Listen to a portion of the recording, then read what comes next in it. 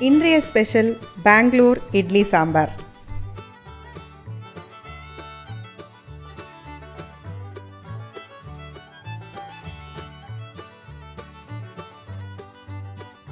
Hi, hello and welcome. இது உங்கள் அபிமான ஸ்ரீ பாலா. நான் சமைக்கிறது உங்கள் எல்லாருக்கும் பிடிச்சிருக்குன்னு நினைக்கிறேன். பிடிச்சிருந்தா லைக், ஷேர், கமெண்ட் பண்ணுங்கள், சப்ஸ்கிரைப் பண்ணுங்கள், பெல் ஐக்கனை மறக்காமல் ப்ரெஸ் பண்ணுங்கள்.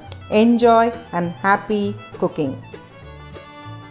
எல்லா அம்மாக்களுக்கும் ஒரே கனவு, சாம்பார் ஹோட்டல் ஸ்டைலில் வீட்லேயே பண்ணணுங்கிறது.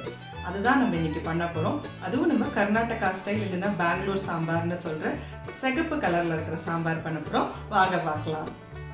இந்த சாம்பார் செய்ய தேவையான பொருட்கள் 3ஆக பிரிச்சிருக்கேன். ஒன்று விடாமல் எல்லாத்தையும் நோட் பண்ணிங்க. நான் இதை எக்ஸ்பிளைனும் பண்ணுறேன். இங்கே குண்டூர் மிளகாய் வச்சுருக்கேன். அடுத்தது பெங்களூர் மிளகாய்.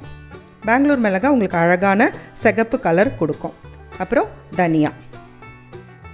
தனியாவும் மிளகாவும் ஆல்மோஸ்ட் ஈக்குவலாக இருக்கணும். அடுத்தது கடலைப்பருப்பு, அதோட பாதி நீங்கள் இருந்தால் போதும். அடுத்தது துருவின தேங்காய். ஸோ மிளகாயும் தனியாவும் ஈக்குவல், அதோட பாதி கடலைப்பருப்பு, அப்புறம் தேங்காய். இப்போ ஒன்று ஒன்றா நீங்கள் போடுறத பாருங்கள். சீரகம், சோம்பு, மிளகு, கசகசா. இது ரொம்ப ரொம்ப முக்கியம் இந்த சாம்பாருக்கு. அரிசி, உளுந்து, அடுத்தது வெந்தயம். இது எல்லாமே தேவை, ஆனால் அளவோடு தான் இதை போடணும். அடுத்தது காய் பார்க்கலாம். முருங்கைக்காய் வெறும் வாசனைக்காக தான், அதனால் ரொம்ப கம்மியாக இருந்தால் போதும். வெங்காயம், சின்ன வெங்காயம், தக்காளி, கொத்தமல்லி, கருவேப்பிலை. அடுத்தது பருப்பு. இங்கே பார்த்தீங்கன்னா சிறுபருப்பு, அப்புறம் துவரம்பருப்பு. இது ரெண்டும் ஈக்குவலாக நீங்கள் வச்சுக்கணும். அடுத்தது அரைச்ச தக்காளி, இது பச்சையாக அரைச்சி வச்சுக்கணும். அப்புறம் புளி தண்ணி, இது கரைச்சி ரெடி பண்ணிக்கணும். இது ரெண்டுமே தேவை இந்த சாம்பாருக்கு. இப்போ இந்த 2 பருப்பையும் நல்லா கழுவிட்டு கொஞ்சம் மஞ்சள் பொடி போட்டு சின்ன வெங்காயத்தை இடித்து அப்புறம் கொஞ்சம் தக்காளியும் அதில் போட்டு வேக வச்சிடணும்.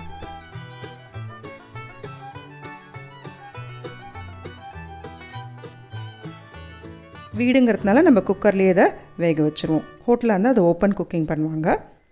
இப்போ கடாயில் முதல்ல நம்ம தனியா போடுறோம். மிளகாயை கடைசியில் தான் போட போகிறோம். அடுத்தது கடலைப்பருப்பு. அடுத்தது தட்டில் நம்ம வச்சுருக்கிற அத்தனை சாமானியும் இதில் போட்டுடலாம். நல்லா வறுத்தா உங்களுக்கு ஒரு மணம் வரும். அப்போ நம்ம மிளகாவை போட போகிறோம். நான் முன்னையே சொன்னேன் இல்லையா, மிளகாய் கடைசியில் தான் போட போகிறோம். ஏன்னா நம்மளுக்கு ஒரு அழகான ரெட் கலர் வேணும். அதனால் மிளகாய் கடைசியில் தான் போட்டு வறுக்க போகிறோம். ஆஃப் பண்ணிவிட்டு துருவின தேங்காயை இதில் போட்டு நல்லா ஆற விட்டுருங்க. இப்போ ஒரு சாம்பார் பாத்திரத்தில் கொஞ்சமாக எண்ணெய் விட்டு ரொம்ப கம்மியாக சின்ன வெங்காயமும் ரொம்ப கம்மியாக வெங்காயமும், இது நம்மளுக்கு ஒரு ஃப்ளேவருக்காக தான் இதை போடுறோம். அப்புறமா நம்ம தாளிப்பில் மொத்த வெங்காயத்தையும் வதக்க போகிறோம். அடுத்தது கருவேப்பிலை,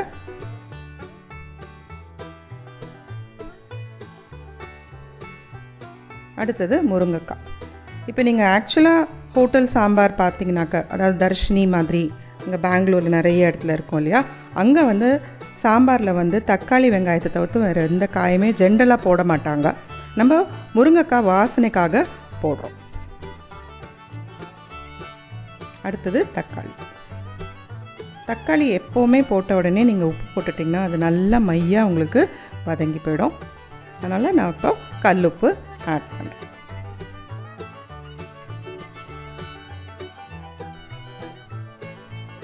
அடுத்தது அரைச்சி வச்ச தக்காளி. இது நிறைய பேருக்கு தெரியாது சாம்பாரில் இதை ஆட் பண்ணுவாங்கன்ட்டு. இது ஒரு அழகான கலர் கொடுக்கும். அப்புறம் நம்மளுக்கு ஒரு மிதமான புளிப்பும் இது ஹெல்ப் பண்ணும். அடுத்தது புளி தண்ணி.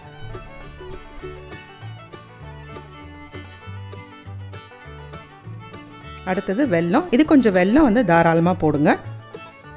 ஏன்னா பெங்களூர் சாம்பார் உங்களுக்கு பார்த்திங்கன்னா தமிழ்நாடு சாம்பாரோட கொஞ்சம் ஸ்வீட்டாக இருக்கும். நல்லா அது கொதிக்கட்டும். அதுக்குள்ளே நம்ம பருப்பு வெந்துடுச்சான்னு பார்க்கலாம். பருப்பு நல்லா வெந்துடுச்சு. இதுவும் நல்லா கொதிச்சிட்ருக்கு. இப்போது அந்த மசாலா, வறுத்த மசாலா நல்லா ஆறினதும் மையாக வந்து தண்ணி ஊற்றி அரைச்சி இந்த சாம்பாரில் இப்போ போடலாம். இதை நீங்கள் ஊற்றினோடனே பார்த்திங்கன்னா கலர் வந்து மாற ஆரம்பிக்கும். ஏற்கனவே தக்காளினால் கலர் இருக்கும். இந்த மசாலாவை போட்டால் இன்னும் கலர் தூக்கலாக உங்களுக்கு கிடைக்கும்.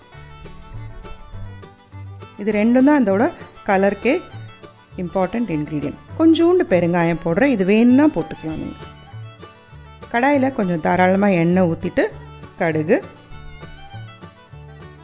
கடுகு வெடித்ததும் சீரகம். இப்போ பார்த்திங்கன்னா சாம்பார் இங்கே நல்லா கொதிச்சிட்ருக்கு. ரெண்டும் அட் அ டைம் நான் பண்ணிகிட்ருக்கேன். தாளிப்பும் பார்த்துட்ருக்கேன், சாம்பாரும் கொதிக்கிறதையும் பார்த்துட்ருக்கேன்.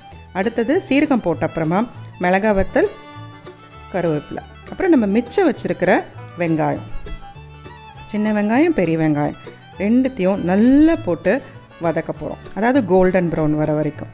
இப்போ சாம்பார் நல்லா கொதிச்சிட்ருக்கு, அதனால் நான் இதில் பருப்பை ஊற்ற போகிறேன். கலர் கவனிங்க எப்படி மாறிட்டே வருதுன்னு. இன்னும் இது வதங்கணும். இந்த வதக்கல் வந்து போராது, இன்னும் கொஞ்சம் நேரம் இதை வதக்கலாம். நல்லா வதங்கிடுச்சு. இந்த எண்ணெயோட இந்த சாம்பாரில் ஊற்றிடுங்க. இந்த சின்ன சின்ன டிப்ஸ் எல்லாத்தையும் மறக்காமல் கவனமாக பார்த்துங்க. அடுத்தது பச்சை கொத்தமல்லி, கூடுதலாக வாசனை கிடைக்கிறதுக்கு கொஞ்சம் நெய். இவ்வளோ அருமையாக இருக்குது பார்த்திங்களா? மணக்கும், மணன்னு நல்லா மணக்கும். இப்போ இதை எப்படி சாப்பிட்றதுன்னு பார்க்கலாம். நல்லா 2 சூடாக இட்லி போட்டு அதில் தாராளமாக சாம்பாரை ஊற்றி, அப்புறம் கொஞ்சம் பச்சை வெங்காயம் மேலாப்பில் போட்டிங்கன்னா ஒரு அருமையாக ஒரு டேஸ்ட் உங்களுக்கு கிடைக்கும்.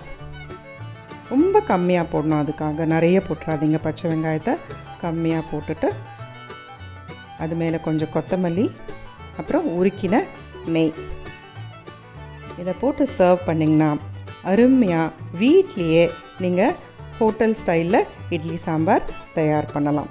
இதை கட்டாயம் செஞ்சு பார்த்துட்டு உங்கள் குழந்தைங்க மற்றும் ஃபேமிலிக்கிட்ட பகிர்ந்துங்க. உங்களோட ஃபீட்பேக்கை எனக்கு மறக்காமல் கொடுங்க. ஆவலுடன் எதிர்பார்க்கிறேன். நன்றி, வணக்கம்.